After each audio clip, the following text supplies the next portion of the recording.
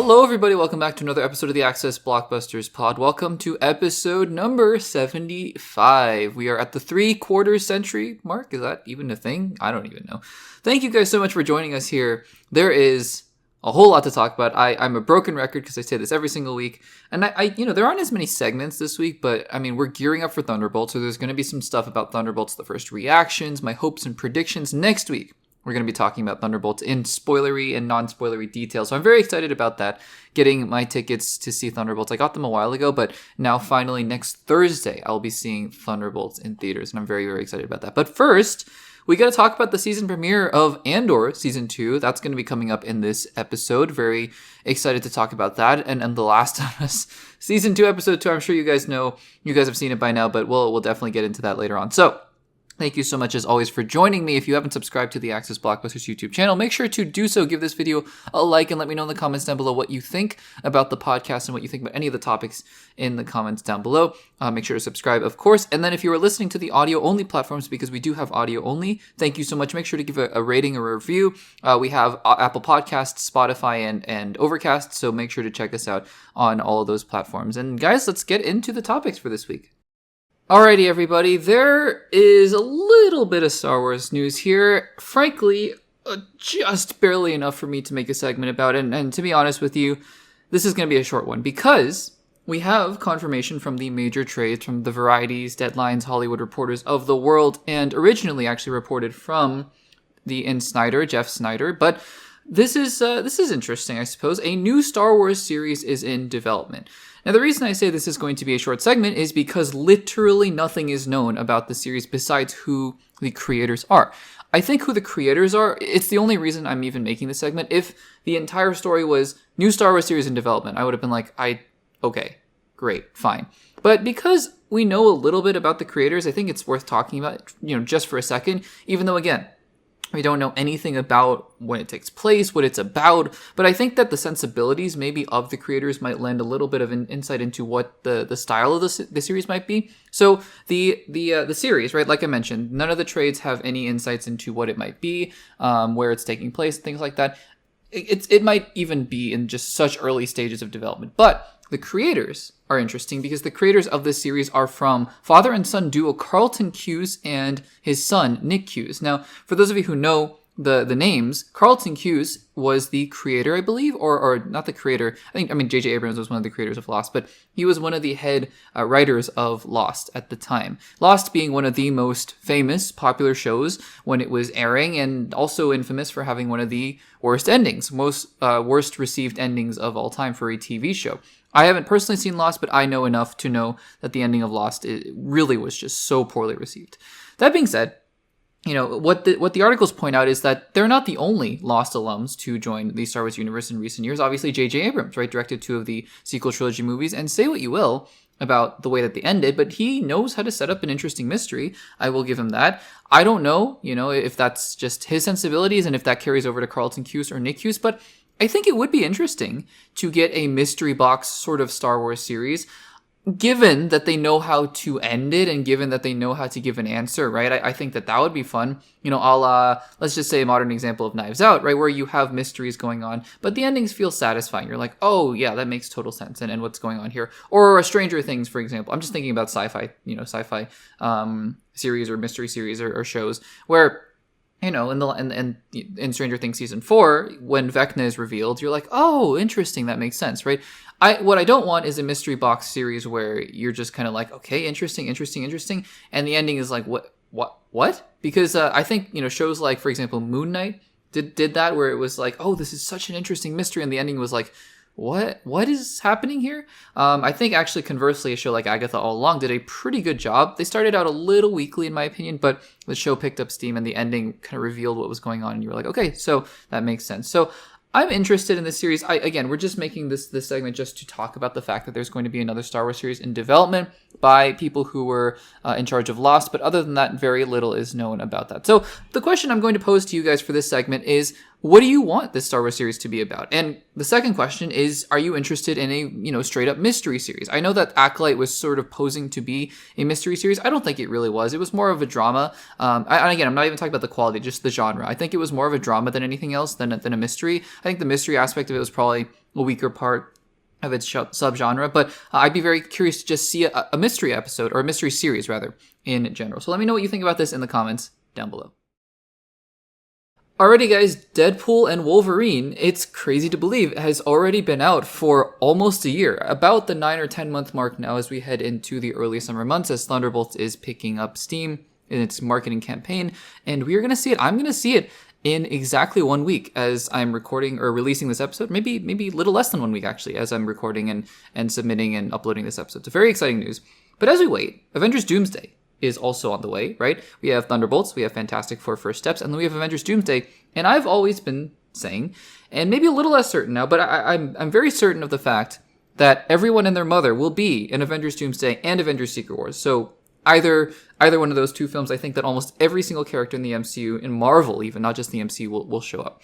And interestingly, right, we had that big chair announcement for Avengers Doomsday, and there were a lot of characters that were absent. Now, since then, Kevin Feige has confirmed that there are more cast members, and there have been social media posts that have been saying, no, this is not the full cast, and this is sort of just the first taste of it and all that kind of stuff. A couple characters rather, that were notably absent were none other than the titular characters Deadpool and Wolverine, because I had assumed that those two characters would have some kind of future, especially given the fact that they were, that the X-Men were rather featured pretty prominently in this casting announcement. And so then, we move on, and we're still waiting to hear the rest of the casting announcement, or whatever that will be. But then, also, I guess in parallel, right, Ryan Reynolds has been talking about Deadpool and the future of the MCU and whatnot, and actually there were reports a while ago that turned out, I think, to just be a commercial, right, because that commercial came out, unless he was referring to something else, or this report was referring to something else, that a Deadpool Christmas special was on the way. But again, we saw this past Christmas season that it was a commercial that came out with Deadpool in it, so one has to figure that was what it was referring to and not an actual Christmas special. But, the future of Deadpool, it seems like Ryan Reynolds will be back sooner rather than later. And now, Ryan Reynolds has done an interview with Time magazine, and he's dropped some interesting nuggets here that I actually think have been blown a little bit out of proportion, but I still think it's exciting to talk about. So let's get into it. There are a lot of quotes in here about Deadpool and about the first film and what makes the character so special. I'm just going to read a couple things in here that I think are interesting. But again, there are some really interesting quotes, and if you want to go check out all the actual quotes, I'm reading from the direct here, but I think that there are a lot of other interesting notes that aren't as relevant to what we're going to talk about today. So first of all, he says that in the future, he wants Deadpool to be more of a supporting character. And he talks about, I'm not going to read this entire quote actually because I want to get to some other stuff, but he talks about how Deadpool and Wolverine, right, when Blade, played by Wesley Snipes, shows up on screen, there was a huge pop in the audience. And he says, that's what I want to be as Deadpool. I want to show up on the screen and everyone to be very excited as a supporting actor. And I think that totally makes sense. And I think that, again, we've talked about the fact that is Ryan Reynolds going to make a Deadpool 4? I don't know. Does it seem likely? Probably not at this point, just because, yes, Deadpool and Wolverine made over $1 billion, but at the same time, Ryan Reynolds is writing a lot of these movies and he's executive producing them and whatnot, so maybe it makes less sense for a Deadpool 4 to come out versus him showing up in a team-up movie. So that begs the question, where and when Ryan Reynolds will show up next as Deadpool, and he didn't give an answer. He didn't say, I'm showing up in Deadpool, or I'm showing up in Avengers Doomsday. But this last quote is interesting, right? Because this is what we're here to talk about. He says, quote, I'm writing a little something right now that it's an ensemble, but I like that he's isolated. So again, he doesn't say I'm writing a Deadpool project, but it is a Deadpool project, unless this is something that's completely taken out of context, but I don't think so. So I'm going to read that again. Quote, I'm writing a little something right now that it's an ensemble, but I like that he's isolated. Now, this is interesting because this is what the next sentence here is what has been taken out of context a little bit. So we want to dive into that. Quote, if Deadpool becomes an Avenger and X-Men, we're at the end. That's his wish fulfillment, You can't give him that. End quote. Okay, let's talk about that second part first, actually. If you give, or if Deadpool becomes an Avenger and X-Men, we're at the end. That's his wish fulfillment. You can't give him that. I have seen headlines going around that's saying, Ryan Reynolds confirms Deadpool will not show up in the Avengers or X-Men films. That is not what he's saying. I want to be very clear here. Because again, I know we can be very granular sometimes in the way that we interpret these things. And sometimes actors just say things and they're not intending for these to be PR statements or whatnot. They're just saying things. Totally fine. Totally fair. This is not one of them. This is Ryan Reynolds, I think, very explicitly, very carefully, very purposefully talking about Deadpool, the character, and not Deadpool, him playing Deadpool. So what he's not saying in this quote here is, I'm not going to be in the Avengers films. I'm not going to be in an X-Men film. What he's saying is within the Marvel universe, Deadpool is not going to be an Avenger, because if you remember from Deadpool and Wolverine, Ryan Reynolds' character, Deadpool, really wanted to be an Avenger. If you think back to Deadpool 2, Ryan Reynolds' character kind of jokingly wanted to be a part of or didn't want to be a part of the X-Men, but kind of did want to be a part of the X-Men, ended up making X-Force and all that kind of stuff. So what I'm reading from this is that no, it doesn't mean that Deadpool is not going to show up in Avengers, Doomsday, or Secret Wars. It just means he's not going to show up with all the X-Men, or he's not going to show up with all the Avengers. He's going to be a rogue agent. And I think that is the perfect way to use Deadpool in this scenario. I think that it totally makes sense in that regard. And then he says, I'm writing something else. So he's confirming that there is a future for Deadpool. What that is, an ensemble, is that a special presentation? Maybe the ensemble he's talking about is him, Wolverine, Elektra, Blade, X-23, and Gambit. That seems like a very expensive cast to get for a special presentation. I don't know, but maybe that's what he's doing. I have to imagine, though, that it's not going to be Deadpool 4. I could be wrong, but again, we'll have to see about that. So I think a couple interesting things here. One, people are seeming to think that Ryan Reynolds is confirming he's not going to appear in Avengers, Doomsday, and Secret Wars. That is not my takeaway from this at all. I think that he could very well still appear in those films and just not be really a part of those teams, if that makes sense. Because he says here, quote, that's his wish fulfillment. That is Wade Wilson's wish fulfillment to be an Avenger. And that's, I think Ryan Reynolds is very astutely pointing out that we can't just give him that, because then what happens after that point? So that is what I'm taking away from that. And part 2 is that he is writing another project here where it's going to be a kind of ensemble thing with Deadpool in it. And I think that is exciting. That's pretty exciting. So guys, let me know in the comments down below what you think about Ryan Reynolds' comments. Do you take something else from them? And do you have a different interpretation, or do you guys see it the same way? Let me know in the comments down below. Alrighty, so for those of you who have not seen Daredevil Born Again, especially the finale, this segment will contain spoilers for the ending. I will say it's not, this segment's going to contain spoilers, but it's not like I'm going to talk about the entire show, more like a very specific plot point that ends off the show. So if that's not something that bothers you, feel free to stick around. If it does, though, just be warned that this segment will contain some spoilers for the end of Daredevil Born Again. You have been warned. That was my little preamble, so I can give you some time if you have not seen it yet. So the ending of Daredevil Born Again leads to some very interesting roads for Season 2.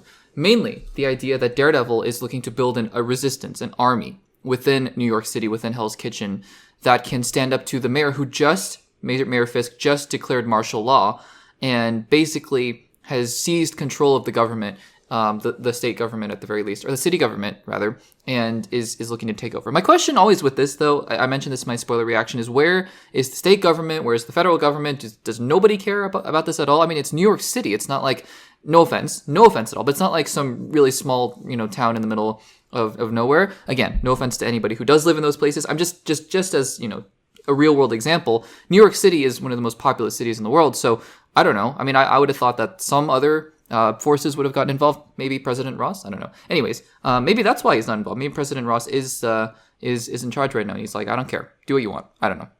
But anyways, all that aside, this is for the sake of the story, and we're moving forward. So the question, though, when Daredevil says, because we don't see anybody, right, other than the characters that we've already seen in Daredevil Born Again Season 1, we don't see anybody else in particular in that bar, in Josie's bar, at the end of Daredevil Born Again Season 1. But when Daredevil says we need an army, well, the question becomes, who is a part of that army? Now, we can already pretty much cross off one character off the list, because as sad as it is, and I think it would have actually made some narrative sense to have one Spider-Man as part of this army, because he was referenced, he was a vigilante.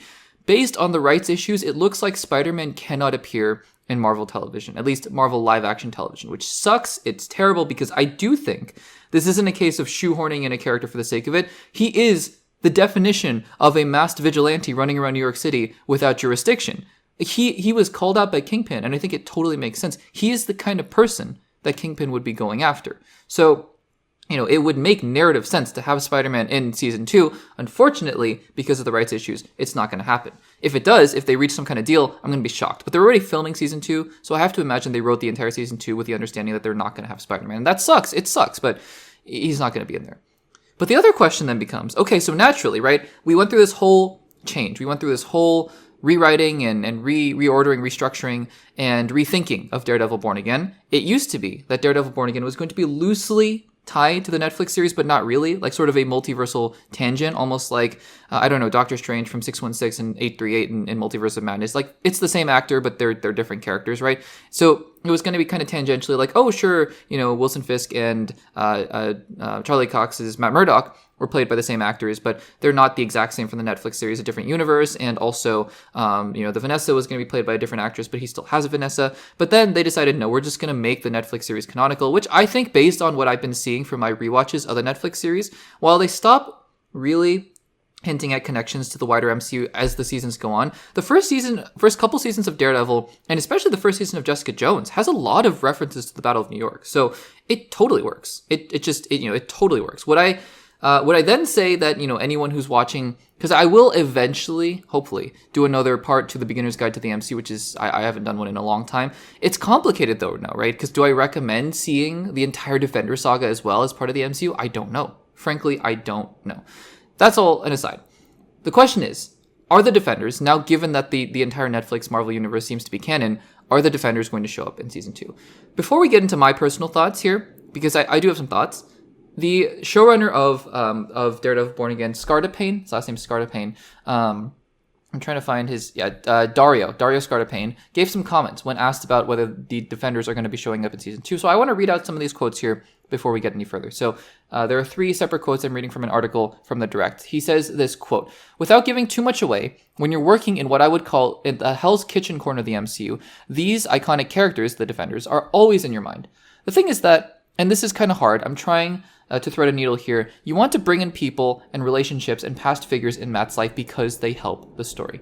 Next quote. Quote, "Particularly in terms of a story where Fisk has taken over the city, and there is a resistance and a rebellion, so to speak, rising. So there's going to be people, vigilantes, superheroes that are involved in that." And then the final quote here, this is the longest one. Quote, "There has to be, because this is happening to their city. That said, you also want to create a completely organic story for that. So who comes in and why has to be beyond anything earned." So the easiest answer to your question, the question being, are the Defenders showing up, is yes. Those characters that you just listed off are absolutely in my head and everyone's head as we're working. How that manifests itself is both really tricky writing-wise and a pretty closely guarded secret at this point. So I'm being intentionally cagey, but I'm also saying hell yeah in terms of it's something we're thinking about. Okay, so basically, to sum up Scartapane's comments here, the answer is it's a secret. And I think the underlying answer to that question is also, well, what you're saying makes sense. So if you were to go logically, right, if we were thinking about a world in which Wilson Fisk has taken over New York City and he's going after vigilantes, would make sense if Daredevil is looking to get an army that vigilantes would show up. So his answer is both, it's a secret, I can't tell you, but if you were to follow those breadcrumbs, the answer probably is yes. So the question becomes, are the Defenders going to show up in Daredevil Born Again, Season 2? I think the answer is yes. I think that Jessica Jones, right, and Luke Cage are almost certainly going to show up in Daredevil Born Again Season 2. I think Iron Fist is more of a question because I think Iron Fist, based on what I remember, I have not seen the Iron Fist show. To be fair, I am only just now watching Jessica Jones. I watched, for context, when I originally watched these shows, I only watched Daredevil Season 1, 2, Defenders, and then Season 3. But now I'm doing a rewatch where I just rewatched Season 1 a couple months ago of Daredevil, and I'm now into Season 2, but I'm also starting the entire Defender saga for the first time, so Jessica Jones is what I'm currently into. But I will say that from what I remember, Iron Fist maybe doesn't have those close connections to New York City as the other two. So I would guess Jessica Jones and Luke Cage are very much tied to New York City, right? Jessica Jones being a private investigator in New York and Luke Cage being tied to Harlem. So I would say that those two characters showing up is pretty definite. Because, again, I think he's right. I mean, you bring in Punisher, right? Because Punisher and Matt have that connection. He's, Scartapane is talking about those past relationships. And Matt and Jessica, right, have that relationship. I wouldn't be surprised even if Rosario Dawson doesn't show up as Night Nurse. I think she survives Season 3. I can't remember, honestly. But I do think that it makes sense, right? Because, look, what you're trying to do, and what Scartapane is saying, is you don't want these characters just to show up because they show up, for the sake of it, right? I think that makes sense, and I think that's one of the reasons why Iron Fist may not show up. Again, also, underlying reason, he wasn't a fan favorite in the Defender saga. And sure, if he was as beloved as Punisher, he might show up, more likely than not. But I also think the connections to the characters, right? It looks like, it seems like Matt Murdock has more of a connection with Jessica Jones, and Luke Cage has a stake in Harlem. So these characters make sense to show up. It would have, again, also made sense for Spider-Man to show up as well. But, you can think about other characters. I think there's maybe a decent chance that Kate Bishop shows up because her, I don't know what to call him, ex-stepdad, ex-fiance, ex-mother's boyfriend. I don't even know what to call him. Swordsmaster was obviously a part of the plot going on here. So I think Kate Bishop could definitely show up here. I think Echo, actually, because Echo's connections to Kingpin, I think Echo could definitely show up in season 2 of Daredevil Born Again. I don't think they're just going to ignore characters like that, right? Even though the shows themselves, like the Echo show, didn't do super well, I think that it still makes sense to have characters like that. Just think about all the characters that might be living in New York at the time who might be, under surveillance by Fisk. Who knows? Maybe Kate Bishop is in California right now and out of Fisk's radar. But I still think that it's an interesting thing to think about. But I do think that in some way, shape, or form, we will get some of the Defenders coming into the MCU in season 2. How that will happen, how much of the season that will encompass, I don't know. But if you're promising to build an army, then you got to make good on that promise, right? And if it's just a bunch of random vigilantes like in She-Hulk, where you just introduce a bunch of random D-list superheroes for a joke, which is, again, it was what it was. She-Hulk was a very different show. But if you're going to do that here, where Daredevil just finds a bunch of, D-list superheroes that we haven't heard of just to kind of fill out his army, I think it would be a little bit of a letdown of a payoff. Unless the story's great. Obviously, if the story's great, then all is forgiven. So we'll have to see about that, guys. What do you think about the Defenders showing up in Daredevil Born Again season 2? Do you think it's likely, or do you think that maybe they'll wait till season 3, or they'll just never show up in the MCU? Let me know in the comments down below. Alrighty, guys, continuing on from last week, where we talked a little bit about Star Wars Celebration. We talked about Star Wars Starfighter, the new Star Wars movie starring Ryan Gosling and directed by Sean Levy, coming in 2027. Also talked a little bit about Maul Shadow Lord. So really exciting stuff from Star Wars Celebration, and I'm happy that the things we are getting seem because who knows, Star Wars Starfighter could get canceled in the next month. I mean, based on the past track record of Lucasfilm, but these things seem more concrete. They seem more like sure bets, like they're actually going to happen. And speaking of sure bets, well, I mean, again, anything can happen. But Ahsoka Season 2 has been confirmed to be filming right now, as we speak. As you were listening to the podcast, more than likely, Ahsoka Season 2 is beginning to film. And we got some more details about the second season of Ahsoka, which we had all suspected. It was all but confirmed that Ahsoka Season 2 was happening, but now we have some more details about what that might entail. A couple interesting things here, maybe most of these kind of no-duh things, but still, I think it's interesting to hear what they have to say about the second season as we move on. So, first of all, Ahsoka Season 2 filming right now, which means I would suspect it's going to track for an early, I would say spring 2026 release in about a year. And that will keep the streak alive of a Star Wars show coming out every year for the foreseeable future. Because I was wondering, after Andor Season 2, what was the next thing going to be? And it looks like the 2026 show is going to be Ahsoka Season 2. Along with that, and Hayden Christensen was at Star Wars Celebration. He was not there for a specific reason, it seemed, but I think all of us kind of guessed that if they were doing an entire panel on the first season of Ahsoka, the panel was called A Look Back on Ahsoka Season 1, but we all knew that it was going to be some kind of announcement for Ahsoka Season 2, and sure enough, Hayden Christensen is confirmed to be returning as Anakin Skywalker, which I love, because I've made plenty of videos on the prequels, and I've done an entire rewatch of the Star Wars saga, and I didn't love the prequels. I thought the only one that I mildly enjoyed was Revenge of the Sith. I think that's a pretty universal opinion. Again, if you disagree, totally fine. But yeah, Revenge of the Sith was the only one that I really kind of enjoyed. And Hayden Christensen, in my opinion, was not good in the prequels. Now, whose fault was that? Script, directing, I don't know. Acting, I don't know. But he is a good actor. Case in point, what he did in both Obi-Wan and Ahsoka, even though I don't love those series on their own, I love the scenes that he's in because it's a redemption moment, right? It shows that is the Anakin Skywalker to me that I grew up with, closer to the Clone Wars Anakin Skywalker, the swagger, the sort of arrogance, but the kindness and darkness underneath. That's all there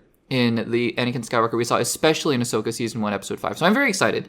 We saw him return at the very end of Ahsoka Season 1 as a Force Ghost, and I'm sure that that's going to be a part of it. I'm also suspecting there are going to be some flashbacks as well. Maybe Ewan McGregor? I think they might give Ewan McGregor a call and be like, hey, let's do a kind of mini Clone Wars flashback, this time with all three of you. That would be really fun. The iconic trio of Anakin, Ahsoka, and Obi-Wan would be really, really cool. So that has been confirmed as well, which I'm very excited about. They also officially confirmed that Rory McCann, who was in Game of Thrones, is going to officially be replacing the late great Ray Stevenson as Baylan Skoll, and so that was confirmed. It was apparently pretty emotional on stage for Dave Filoni, and you can totally understand why, right? You know, when Chadwick Boseman, for example, passed away, I mean, we all mourned the loss. It was a horrific and tragic loss of Chadwick Boseman, but the people who felt it the most were the people who knew him, and Ryan Coogler, Kevin Feige, obviously aside from his friends and family, but Ryan Coogler, Kevin Feige, I'm sure they really felt that, and so Dave Filoni was talking about the fact that he didn't know how they could continue. And you might be saying, well, that's silly. It's just a kind of a side character.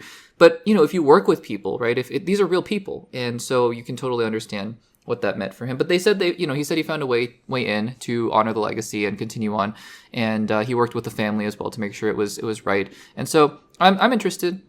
I think Baylan was one of the best parts of season 1, and so we'll see what happens there. Obviously, also he hinted at the fact that Thrawn is going to be back, which obviously Thrawn is the villain. And surprisingly, I guess Admiral Akbar is going to be in this series. I think Admiral Akbar was kind of killed off really randomly in episode 8.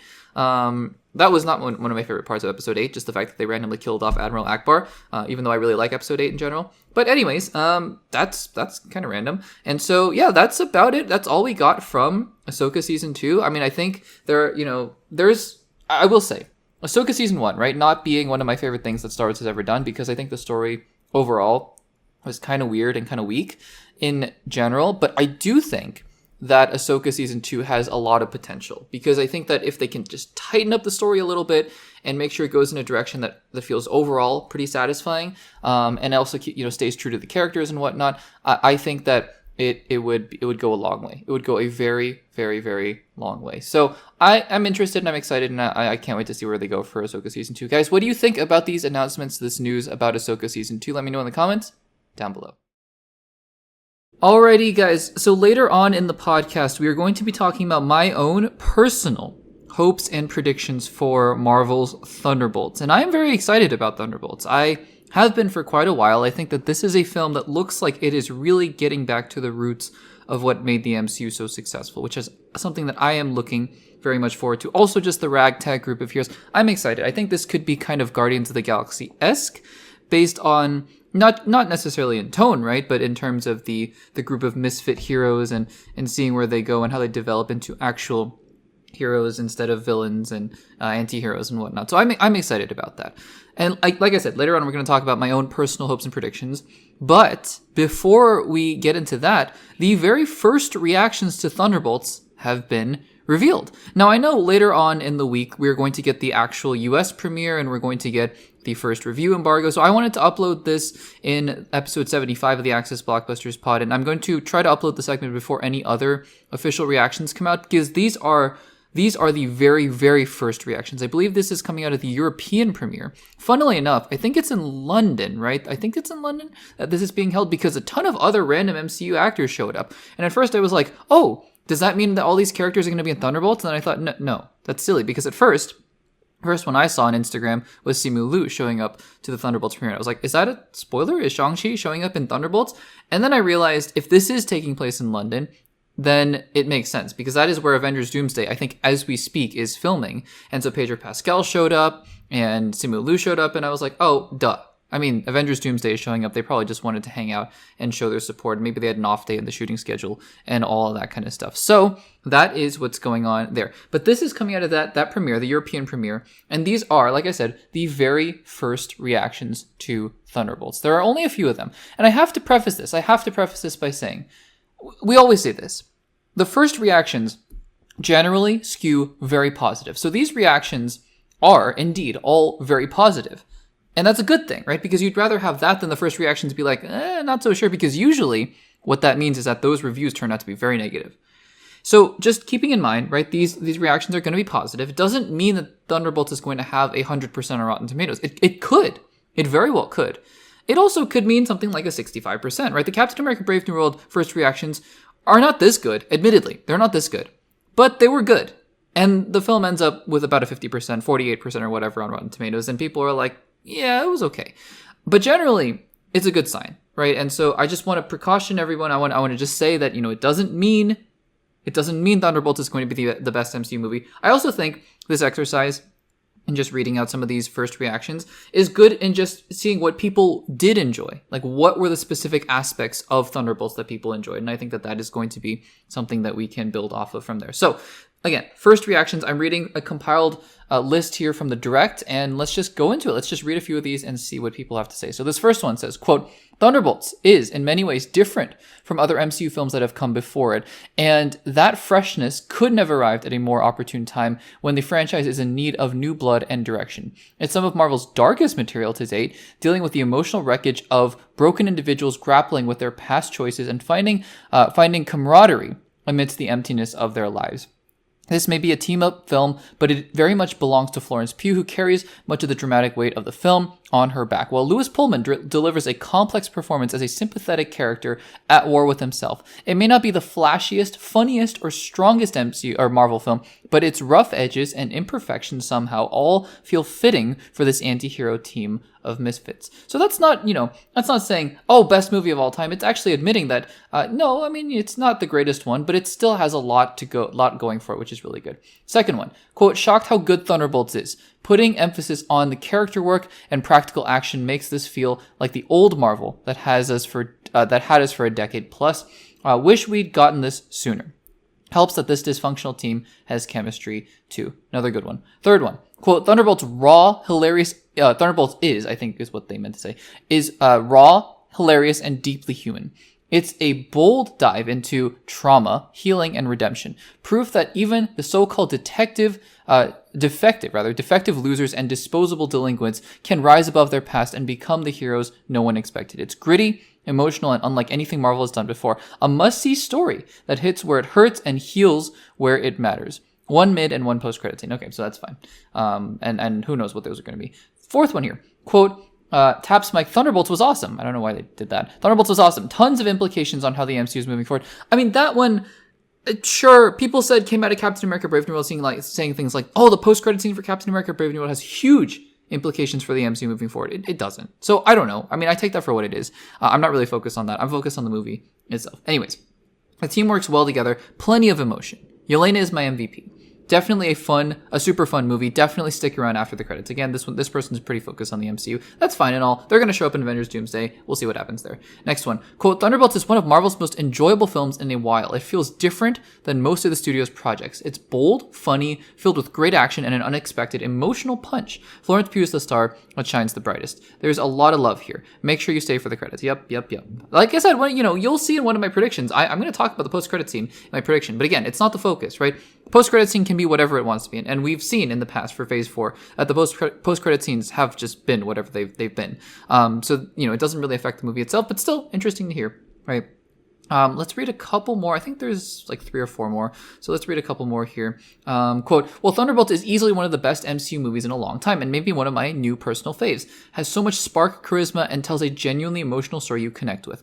A tear was shed. Florence Pugh in particular is superb, just walks away with it. And let's read one more here. Well, Thunderbolts is truly fantastic. Get it? Fantastic. The cast has electric chemistry with each other. Florence Pugh and Lewis Pullman are the standouts, and the action sequences are very strong. But most of all, the film story hit me like a ton of bricks. It's bold, important, and so well written. So really, right? Again, positive reviews are positive reviews. What can we take away from them? First of all, Florence Pugh is a star. And we all knew this, right? Like, Florence Pugh to me was one of the best parts immediately of Black Widow. She is amazing. I love Florence Pugh. So that's great. That's great to hear, right? But the other thing here is that Lewis Pullman also is getting a lot of flowers, which is good. And really importantly, the film, the comments, right?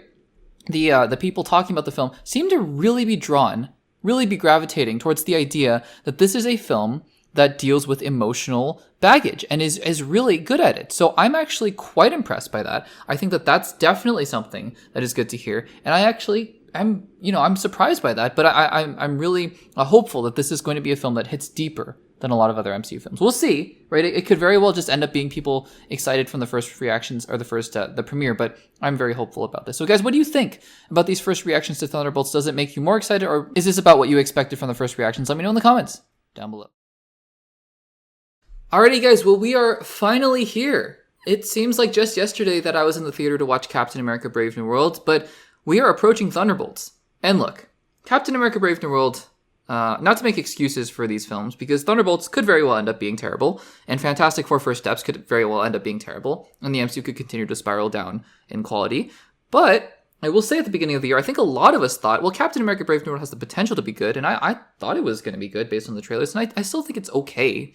Like I've been saying, I think, on the fence of 50-50, I'm going to lean a little more positive, but still not my favorite MCU movie of all time. But I have high hopes for Thunderbolts, and I have high hopes for Fantastic Four First Steps. I think these two films, and if these two films are good, and then Avengers Doomsday is really good, then we have ourselves the launching pad to something really exciting going on into the MCU. So Thunderbolts is coming up.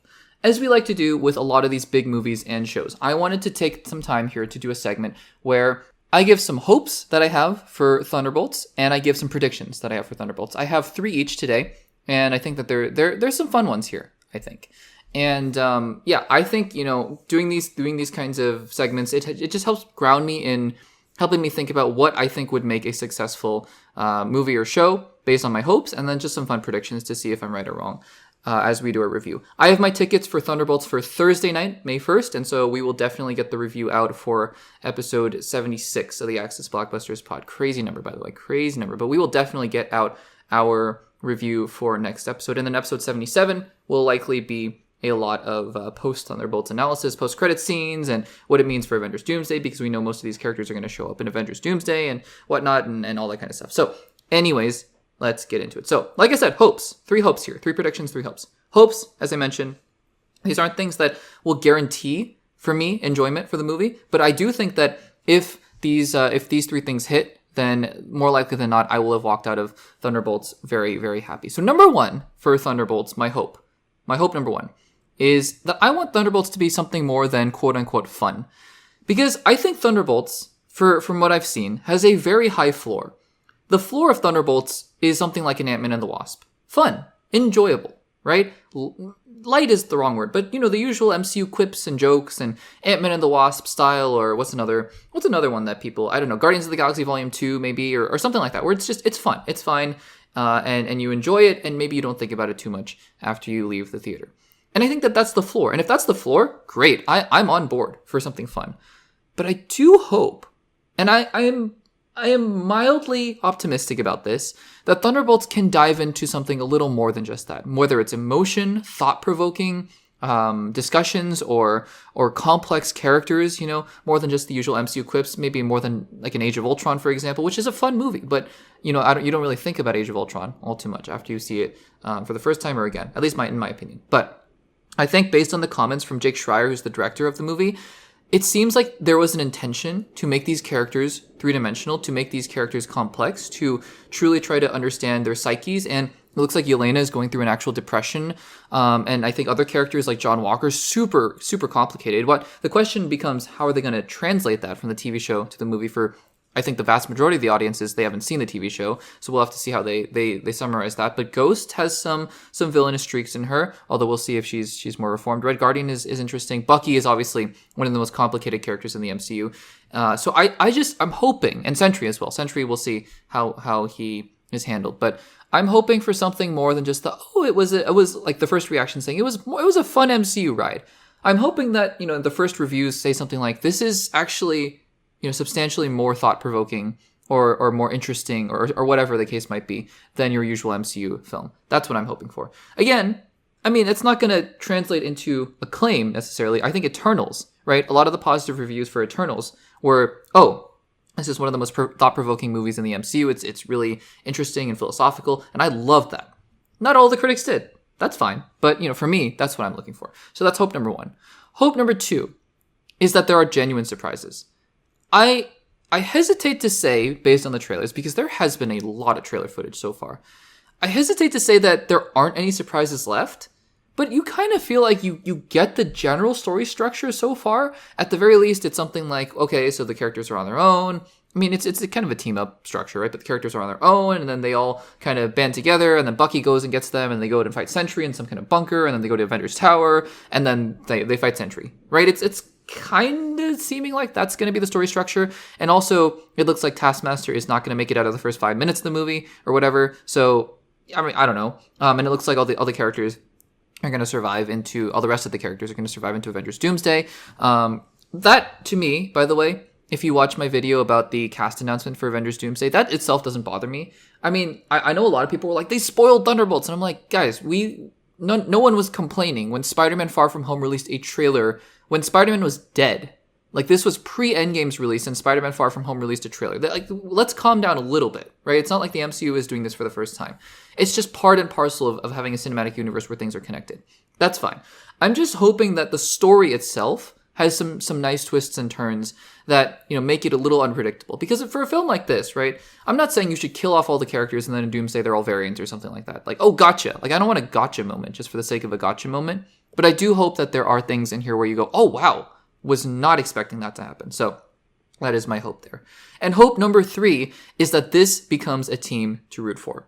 I think it's fine and all to bank on the fact that, let's put the Thunderbolts in Avengers Doomsday, and pretty prominently it seems like, and let's hope that the audience connects with them. They played that gamble actually very successfully with Black Panther into Infinity War, because if you remember, Black Panther, the film, came out 2.5 months before Avengers Infinity War. But Wakanda was such a pivotal setting, location, people group, right? The Wakandans in Avengers Infinity War, because that was the setting of the final battle in Avengers Infinity War, and that's all. That was all a gamble. Because what if Black Panther, right? It seems silly to say, but what if Black Panther was not successful? Then you go into Infinity War, and all the scenes in Wakanda, everyone's like, yeah, but let's get back to Thor or whatever, right? So that was a gamble, and it paid off. I think they're playing a similar gamble, maybe to a smaller extent, with the Thunderbolts, because all the Thunderbolts are in Avengers Doomsday. And what if the team just isn't super interesting? And then all of a sudden you're filming Avengers Doomsday, and supposedly they have a script. I don't even know. And supposedly, they have the story worked out, and the Thunderbolts show up, and it's supposed to be a big applause moment, and all the audience is like, but why? Why do we care about these characters? So what I'm hoping for is that the Thunderbolts, heading into Avengers Doomsday, you're like, oh, but I'm really excited to see the Thunderbolts again. I'm really excited to see Yelena and Red Guardian and Ghost and Bucky, and I am missing and John Walker. So I that's what I'm hoping for, because to me that would go a long way. Because then it's like, okay, original X-Men, remaining Avengers, right? Sam Wilson and there weren't that many original Avengers left, I suppose, but original Avengers, Captain America and Falcon and Wakandans and Fantastic Four, which I'm also hoping the same thing. I'm hoping that they become a team that you root for. But it seems like for them, it's a little easier because it's the first family and whatnot. And they seem, the cast is really good. Not that the cast for Thunderbolts isn't good. It's great. I'm just, you know what I mean. But then just to add on the Thunderbolts and be like, yes, the Thunderbolts are going to be a part of that. I think that would be a huge cherry on top. So really hoping for that. And then let's get on to my 3 predictions here. These aren't things that I'm necessarily hoping for. These are things that I'm just thinking are more likely than not to happen. And yes, I could predict very obvious things like, Sentry turns into his final form and threatens to kill the Thunderbolts, but then they survive and somehow defeat it, stuff like that. But I think that that's not as fun. So these 3 predictions are a little more out there. And I always do predictions that are a little more out there just because it's fun. And I'm not betting on anything. So it's just all for fun. So number 1, the prediction. The answer, to the asterisk mystery is either silly, obvious, or both. I think Kevin Feige maybe thought at first he was doing something fun and clever. And I'm not saying this is a huge mistake or anything. It's just a marketing ploy at the end of the day. The movie does not change whether or not, at least in my opinion, from my vantage point without having seen the movie, it doesn't look like the movie changes with or without that asterisk. Maybe it becomes a plot point later on in the movie, but in everything in the trailer, they don't even reference the asterisk. It's just been in the marketing. So, to me, I think Kevin Feige kind of thought this is going to be a fun, clever thing. At this point, it's almost become a little bit annoying, right? Because, they keep using that imagery of the asterisk with all 6 members, and it's even sometimes 5, because Taskmaster, I guess, doesn't exist in this movie. But, the 6 prongs of the asterisk, and they're like, what could this be? And they just don't even hint at what it is. And my thought is that I'm just, unless it's something so far out there and something that only you can realize once you see the movie, I don't understand what this could possibly be other than some kind of joke or a name change, which, yeah, like that's obvious. Dark Avengers or whatever you're going to be, fine. Or, I don't know, a reference to Sentry, like the star of Sentry. I don't know. And so I think that it's going to be a lot more obvious than we think it is. Like, I don't think that the asterisk is going to be like, it was this big secret. See, we told you, we couldn't tell you. It's like, no, you could have hinted at it or something. Or you just could have not done that at all and it would have been the exact same. I don't think the asterisk is doing anything for the movie, honestly. I could be wrong. I would love to be wrong. I would love to walk out of Thunderbolts and be like, wow, that was so clever. That was the most, the smartest thing the MCU has ever done. I would love to be like that. I don't think I will be. So that's prediction number 1. Prediction number 2. So let's get the obvious out of the way. Yes, Taskmaster dies in the first, I'll say 20 minutes of the movie. Fine. That's obvious. But her death is pivotal to the entire story. Not just pivotal to one scene where they're like, oh no, Taskmaster died and we have to go after Sentry now. And then they forget about her for the rest of the movie. This is a little bit out there. And it has really nothing to do with anything like that we've seen in the trailers or anything like that. Because frankly, we haven't seen Taskmaster in any of the movie besides the, I think the bunker fight, right? Where Sentry first shows up. So I'm sure that's where she dies. And if she's in the movie for more than 20 minutes, I'm going to be shocked. I'm going to be absolutely shocked. But I do think, though, that you don't just include Taskmaster just for the sake of it, just for fun, because you could have included a whole bunch of other characters for fun. Abomination could have been in there, because Sentry versus Abomination is still kind of lopsided towards Sentry. Or you could have included Zemo as the mastermind, or you could have included Red Hulk in there even, breaking him out of prison. So you could have included a lot of characters in Thunderbolts just for fun. Taskmaster is really interesting, because you didn't need that character at all. And so my suspicion is that the reason for her being in the story is very specific. And I'm very curious to know what that is, but I have a feeling that whatever it is and whatever her death ends up being, sorry, Taskmaster, maybe you're in the whole movie and maybe they're just... Again, if she's in the whole movie, then it also means her role is very pivotal because they're not showing her in the trailer, so it means that she's doing something really important. So I think that her death, because I do think she's going to die very early, but I do think her death is going to be very important to the entire story. That's my prediction. And number 3... this is perhaps the boldest one, because I think that if I made this prediction for Fantastic Four First Steps, everyone would be like, duh, obviously. So I'm going to make it here for Thunderbolts and not for Fantastic Four First Steps. I think Robert Downey Jr. cameos as Doctor Doom in the post-credit scene. I think it's about time. I think that you can say, okay, Captain America Brave New World, he really didn't have much to do with anything there, whatever, fine. I think the Thunderbolts having a very direct line of sight into Avengers Doomsday, and I think also just proximity, right? Because sometimes these post-credit scenes have nothing to do with anything that goes on in the movie. I mean, very loosely, maybe. Like, for example, Avengers Age of Ultron had a tiny subplot with Infinity Stones. And what was the end credit scene? It was Thanos being like, I'll do it myself. Nothing to do with anything, really. Avengers, right? I mean, sure, Thanos shows up and he was the one controlling Loki or giving Loki power. But I mean, it wasn't like Thanos showed up in the movie, right? But you were building towards that. Thor Ragnarok was a little different because Thor Ragnarok had a very, it was basically the prologue to Avengers Infinity War, the very end of Thor Ragnarok, right? So that made sense.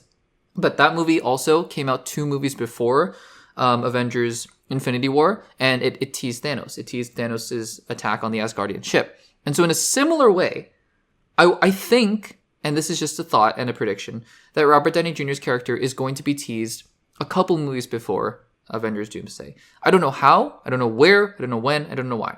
But I do think, and this is my prediction, that while he probably will show up in a Fantastic Four post-credit scene, maybe, but that's kind of an obvious prediction, I think he's also going to show up in a Thunderbolts post-credit scene as well. So guys, those are 3 hopes and 3 predictions I have for Thunderbolts. Again, it's just for fun. The predictions, just for fun. My hopes, I think if those 3 things happen, then I will be very, very happy and excited for what happens with Thunderbolts. Guys, what do you think about all these different things? Let me know in the comments. And are you excited about Thunderbolts, or are you still a little bit nervous? Maybe you're still kind of thinking the MCU is on a downturn. So let me know what your thoughts are on Thunderbolts in the comments down below. Alrighty, guys, I don't know if I'm still emotionally ready to talk about The Last of Us Season 2, Episode 2. I frankly probably am not. But regardless, here we go. We're going to talk about it. Season 2, Episode number 2 of The Last of Us. And if that wasn't sufficient warning, or if that wasn't, enough of a clue, this is going to be a full spoiler discussion for The Last of Us Season 2, Episode 2. So if you have not seen the episode, no worries. Just make sure to save this segment, save the podcast, save the audio platform, whatever you are listening on. Skip ahead if you are so inclined, and then come back to it once you have, and we will be here when you have seen the episode. And if you don't care about spoilers, or if you have seen the episode, then feel free to hang around, and let's get into the discussion. Because, guys, I said it in my immediate reaction, and I promise I'm not going to do an immediate reaction probably for every single episode. The Sunday night releases for these HBO shows are a little difficult for me. I was able to do them I think, for almost every episode of The Penguin and for Dune Prophecy, but it's a little difficult. But regardless, that's an aside. I as soon as the episode finished, I had to do an immediate reaction, because this episode of The Last of Us is probably the most emotionally devastating, beautifully shot, so well written, so well paced, choreographed, everything. This episode is probably the best episode of television I have ever seen.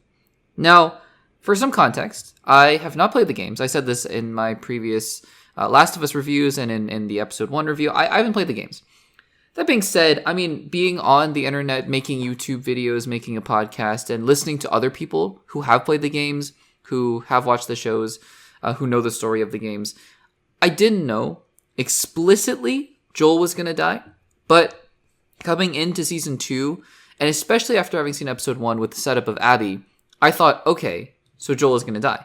And because people have been saying, and even people who haven't been trying to spoil what happens in season 2 or in part 2 of the game at the very least, but people have been like, yeah, I mean, characters make choices that are probably going to make fans very angry, and it's emotionally devastating, and it's not hard to put 2 and 2 together, right? I figured, especially with Abby so bent on going after Joel, that he was going to die. Again, even with that knowledge, it didn't make this any less devastating, because I mean, you're watching the episode and you're going along, and it's really in those minutes, those 5 or 10 minutes before it happens, that it starts to settle in, and you're just going, you're feeling that pain from Ellie as well, like, no, and then it happens, and it's just unbelievably devastating. And I'm sure that people who play the games feel the same way. I myself am still trying to avoid what happens, for the rest of the game, because I'd like to still keep some of the surprises going. And frankly, one of the biggest questions for me, as somebody who hasn't played the games and who isn't interested in knowing what happens in the games and is just interested in watching the show, is what happens now? What is the story now? Is it Ellie and now her revenge quest against Abby in this cycle of violence? What happens now? So that'll be something to track going forward. We're going to go through some of my notes here, as we always do, because I think that there's a lot of other things to talk about in this episode as well, other than just the ending. But the ending, I mean, really is, I don't know. It's just, like I said, I may not ever emotionally recover from that. It's unbelievable. So anyways, let's get back to the beginning of the episode though, and then we'll go from there. We're opening up with a scene with in the trailer where you see Abby running down that hallway, and it turns out that that's a flashback scene to when Joel killed all the Fireflies in the facility. So that's setting up that context there. Then we get back to present day, and Abby and the remainder of the Fireflies are hanging out, and they see, okay, so there's this giant city, because it's not. I guess they thought it was just a little bit of an encampment, but no, it's an actual functioning city, which is about to get ravaged. It's about to get absolutely destroyed. And Abby also is on a revenge tour, and it's already causing her to really become a compromised person in terms of morals. I mean, she claims later on in the episode she has a code, but you can see it's just this quest for revenge against Joel is just eating away at whatever was there, beforehand. And it's, again, I mean, never ever condone violence, never ever, all that kind of stuff. But just in terms of characters, right? It's so difficult because you can see how devastated she was. It was her dad. The doctor was her dad. And so that's what good TV does. Good movies do, good, character work, right? Is that of course, you never condone what Abby did to Joel. It is awful. It was just horrific. But at the same time, you understand where she's coming from as well. That's really the balance of great character work as well. So we get hints earlier on in the episode of infected, starting to use their own dead bodies as insulation, which is, again, they're getting smarter. It's the hints of them getting smarter. Then Ellie goes on patrol, and she was told that Joel and Dina were sent out earlier, and the relationship is interesting, and I guess that's the point, is that it's supposed to be so strained that that's sort of the last interaction that they ever have, which, again, devastating. Before Ellie heads out, she has kind of a forced confrontation with Seth, the guy who made the inappropriate comment about her and Dina. And, for what it's worth, he's apologizing for it. And Ellie is not thrilled, and she is having none of it. So, but it was an interesting scene there. So we head outside, and I will say, like I said, the snow, the way that they shoot this season, it is beautiful. I mean, I'm sure that they used a lot of practical locations, and it shows. It is absolutely beautiful. there. So Ellie and Jesse, who I just learned this episode that his name is Jesse based on the subtitles. I don't know if I missed something. I probably did miss something in the previous episodes, but they're on their own patrol. They're just hanging out, and then eventually they go off into their own directions. But Abby, basically, she rolls down a hill and lands in a minefield of infected, and there are so many of them. What I think is so well done about this episode is the sense of scale. There are so many infected, and you can just see it, right? And Abby running away from them, and Abby running towards the perimeter of wherever she's going towards, and the fence being knocked down as it's toppling over her. It's unbelievable. And then Joel saves her life, and immediately I was like, oh no, there's a dilemma going on. Turns out Abby doesn't have too much of a dilemma in her own mind, because she just kills Joel anyways. So I guess not. But to me, I was like, oh, there's kind of a dilemma here of, okay, so Joel killed a bunch of people, including her father, but he also just saved her life. And so I wondered at the time whether that was going to play a part. Turns out probably not. Definitely not. And so there is that. And then we get more of the realization from the camp that the cordyceps are making their way inside the perimeter, and the horde just keeps coming, and they start coming towards the camp as well. The Jackson, what do they call it? Jackson something in Wyoming. That's the city's name. And the horde is attacking that camp. There's so many of them. It's episode 2. The show is already insane. There's 5 more episodes. I have no idea, no clue where we're going from here. And I think that's a great thing, honestly, based on the track record of this show. But the camp is getting attacked here. A sense of scale, like I said, is amazing. And then you just have this giant, hulking cordyceps guy. And I know we saw a couple different variations of them in The Last of Us Season 1, but this giant guy, I don't know where he came from, but it's brutal. He's just coming in here, and he's basically fireproof until the very last second. I thought Tommy actually was going to be the one to die in this episode, because it really looked grim for him. But he survives by lighting the guy on fire, and then the dogs come and help save the day, salvage the day. But really, again, all of this is the forewarning or the forecast, or I don't know what I'm trying to say, but the prelude to, that's what I was trying to say, the prelude to the confrontation between Abby and Joel. And Abby, you think, right? You think for a moment that she's heading back to the lodge, and she's going to be like, okay, look, let's make a truce. Let's figure this out, because you saved my life and I don't know what to do with that. I thought at least there was going to be a struggle for a couple more episodes before she eventually kills Joel. No, immediately she's like, nope, we're done. And it doesn't matter that you saved my life, we're done. And she just shoots Joel in the leg, and she reveals, and it's a riveting speech. Caitlin Dever, just amazing, fantastic performance.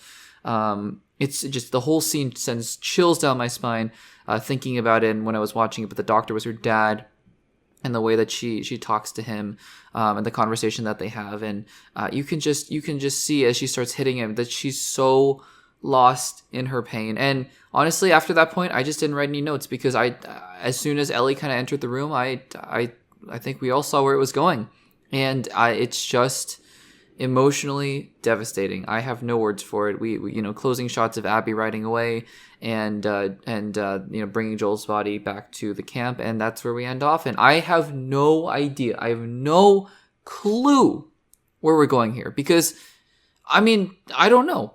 Ellie still presumably has some kind of cure for the infected, some kind of ability to make a vaccine, and maybe that still plays a part. And obviously Abby's going to be a big driving force to, against Ellie, but I don't know.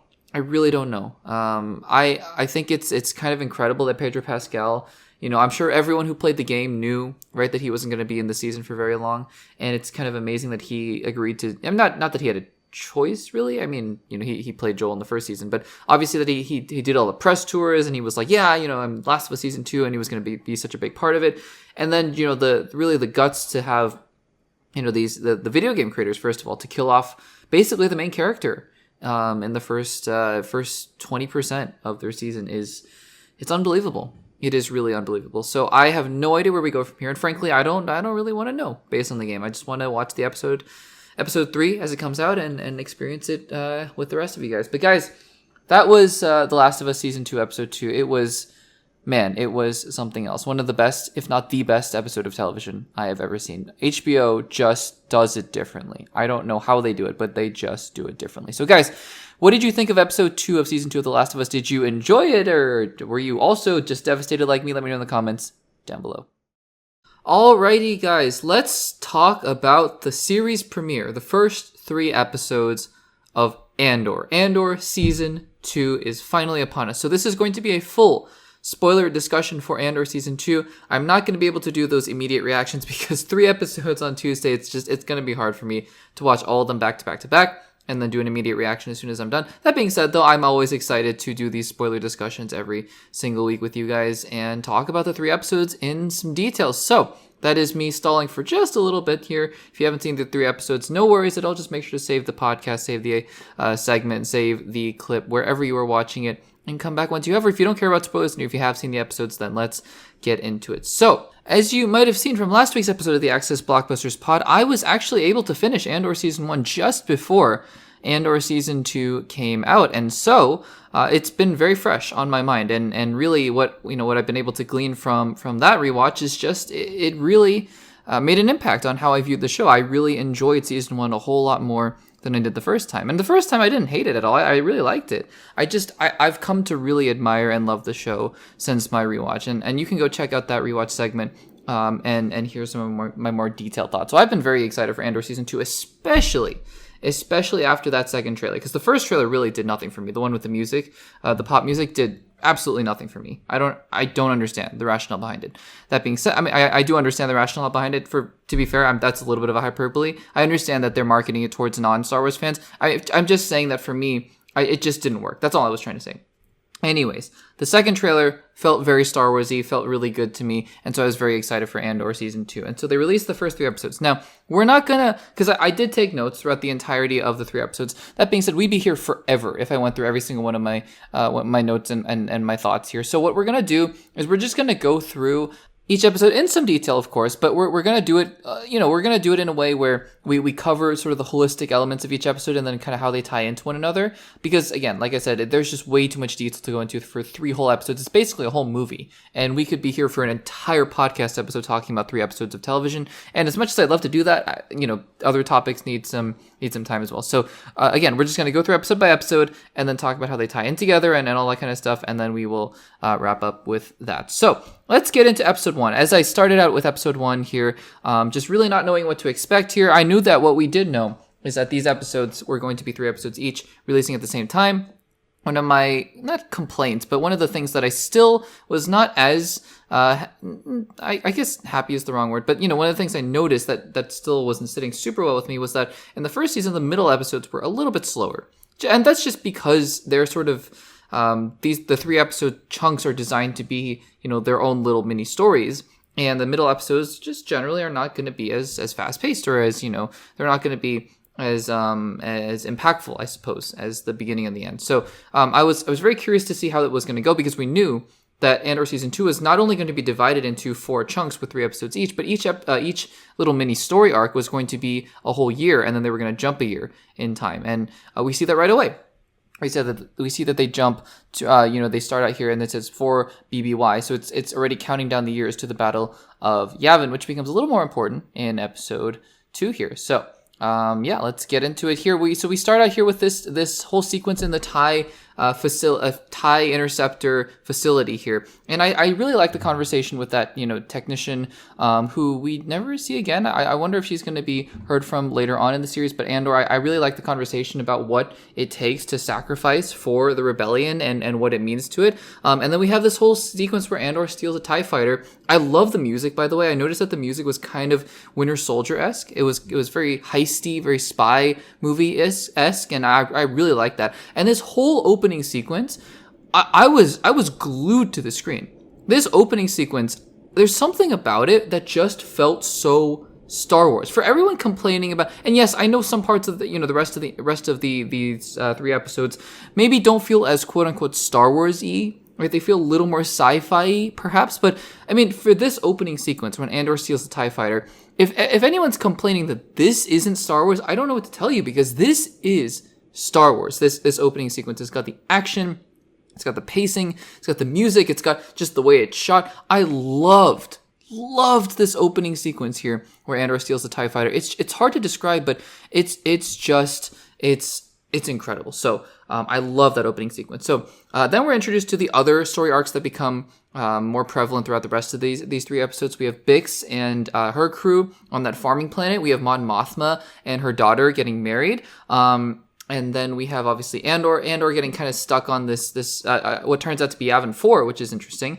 But yeah, we have all these story arcs that are kind of coalescing around one another. And it turns out the wedding is basically an excuse to gather every single character that we've missed. And so Luthen is there, Clea is there, Val is there. Turns out Cinta is there later. And so I think that's it's sort of a shorthand kind of way to introduce all of the different characters here. And at this point, I was pleasantly surprised because I was like, okay, we're really moving along here. It's, the pacing feels really sharp and it feels really, really good that, everything's interconnecting and everything is going on here. But then Cassian crash lands on this planet, which turns out to be Yavin 4. And it just comes crashing to a halt. And this becomes more prevalent in episode 2.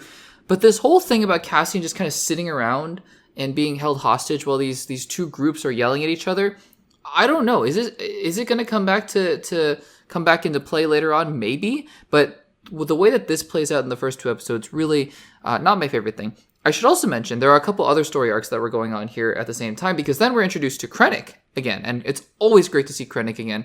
And I love this sequence where they're talking about the Gormans, and they're going to need that energy for what I presume to be the Death Star, and they're talking about getting that. It's not Kyber that they call it; it's called calcite or something like that. And they're talking about the Gorman massacre, which we know is going to happen somewhat soon. And so that's something that's horrifying to talk about. It's just terrifying to hear Imperials talk about genocide as if it's nothing. It's crazy, but it's again setting up the fact that the Empire is just so oppressive. And Daedra is there as well. And again, Krennic, it's always great to see Ben Mendelsohn. And I love, by the way, the little Easter egg where he says, the Emperor wants stable, unlimited power. And I was like, yep, that's a great little reference there for all of us Star Wars fans. But again, I mean, it keeps cutting back to the storyline of Cassian just being stuck on what I'm presuming is Yavin 4, and then the other storylines are just kind of moving along. The wedding business is somewhat interesting, although we don't know where it was going at this point. B, the droid, is waiting for Cassian. Bix is waiting for Cassian. They're all just kind of waiting around for Cassian as they're living their lives in this Imperial occupation. Yeah, I mean, I wasn't quite sure where things were heading, but I was intrigued to this point. I do think the episode lost a lot of momentum as soon as Cassian crash landed on that planet. But again, I was very curious to see where we were going to go. So episode 2 comes around. And we start out here on Yavin 4, and these guys are just kind of yelling at each other. These 2 rebel factions are just kind of yelling at each other.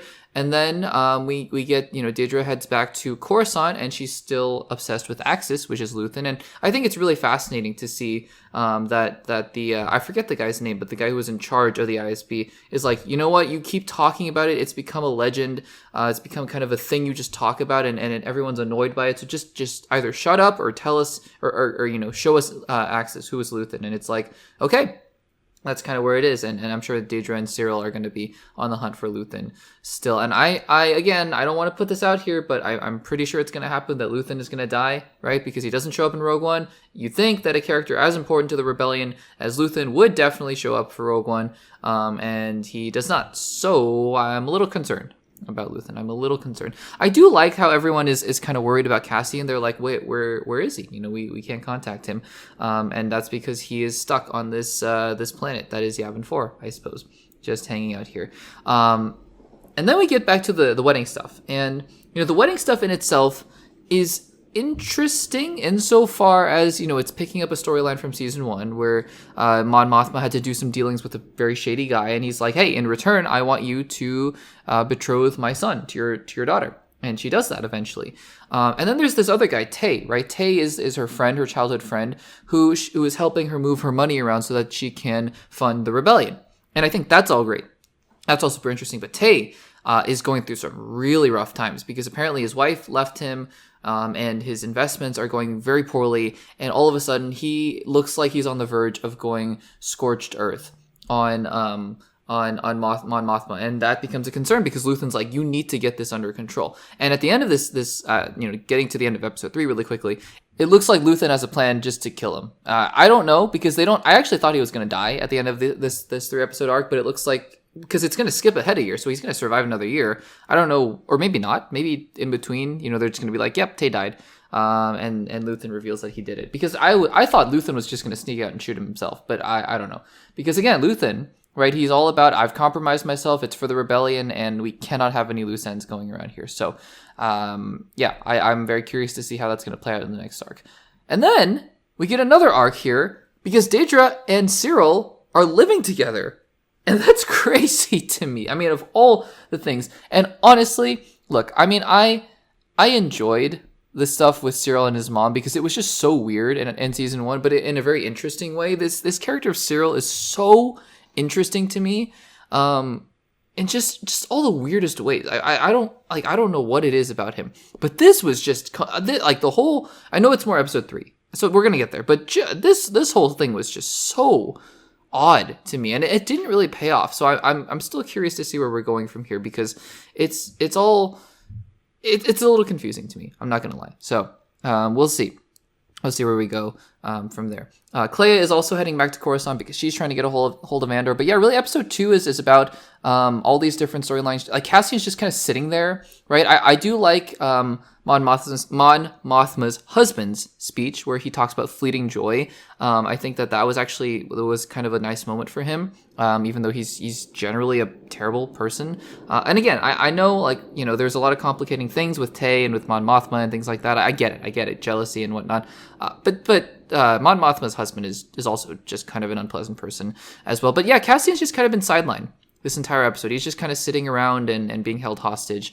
It just feels, I'm going to say it, I mean, this feels like a middle episode, right? Because it feels like not a whole lot is happening here. Like Cassian's just kind of sitting around and I want to clarify by sitting around, and by saying nothing happened, I don't mean that I need every single Andor episode to have an opening sequence like episode 1 did.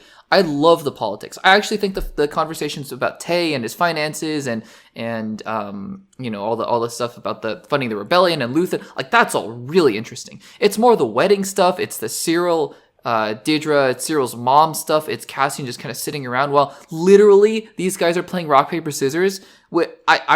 I don't get that. I don't understand that. And then giant monster just kind of shows up here and Andor gets away. It's all strange to me. It just feels weird. I don't know if anyone else feels that way, but to me it just kind of feels weird. So then we head into episode 3, and this is where supposedly things are going to start coming to a head, right? So here we go. So the opening shot with the TIE fighter, by the way, in episode 3, beautiful shot, the lens flare in space and all that kind of stuff. And then we get more into the politics of just the day-to-day living on a planet with the Empire Imperial occupation, like with the planet with Bix, where they're checking visas and things like that. It's scary. It is really. It is really, really, really scary. Back on the Mon Mothma storyline, she's kind of warning her daughter about the whole marriage situation, and daughter's like, "Nope, not going to listen to you, Mom. You don't really seem like you have my best interests in mind." It's like, okay, she's going to get married. Back to the Bizarro storyline with Daedra and Cyril. I don't know. Cyril's mom is so creepy, but it's just beyond creepy at this point. It's just weird and uncomfortable, and I don't know what's going on here. Perhaps intentionally, but again, I don't know. I literally wrote down a couple times in my notes what is going on when in reference to Cyril's mother, because it's just like Daedra puts her in her place, but I don't get the point of it, and I don't get the point of the wedding honestly either. Like I get there's sort of the juxtaposition of Mon Mothma celebrating and whatnot, and having the party vibes while everything is kind of crumbling around her. I get that, but I don't. Like to spend that much time on the wedding scene was also kind of interesting. But then we get into it's mostly on this planet, this farming planet with Bix now, and it gets really dark. I didn't really think Star Wars was going to go here because it's Star Wars, but and I'm not going to get too graphic with my descriptions here either, because it's very dark what happens to Bix, and it's very scary. It is very, very scary, but this is really the worst of the worst. This is the worst in humanity. This is the Empire showing its full terrifying, just awful side to it. And it is really scary what that Imperial officer tries to do to Bix. And I was horrified. I was horrified. So things get dark really in a hurry. The other guy, I forget his name, but he also dies in the chase out of the planet. And then Tay, kind of leaves as well from the wedding, and presumably he's gonna die, although maybe not. We'll see about that.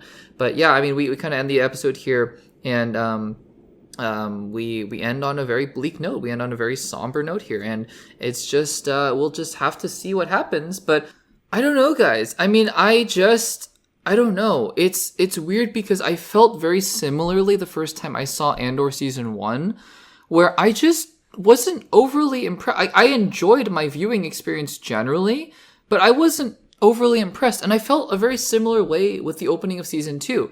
Now, I really liked a lot of stuff that was going on. Like I said, the politics of the rebellion, right? Luthen keeping an eye on everything, not knowing where Cassian is, the TIE Fighter opening sequence, the funds and Tay and Mon Mothma and all that. I really enjoyed that kind of stuff. I really enjoyed the stuff with Krennic about the Gormans, and I mean, not enjoyed that obviously, but enjoyed the storyline that was going on there of, okay, so they need to take out this energy source, and that's obviously going to play into the Death Star, and it's going to play into more things later on, and the politics of that. But a lot of the other weird stuff, Cyril and his mom and Dedra, and then the wedding stuff, the random rebels just kind of fighting on that forest planet there, just weird stuff going on, that it all kind of came together into this mini arc, and I just kind of sat there and I was like, it's just not clicking. It's just not coalescing.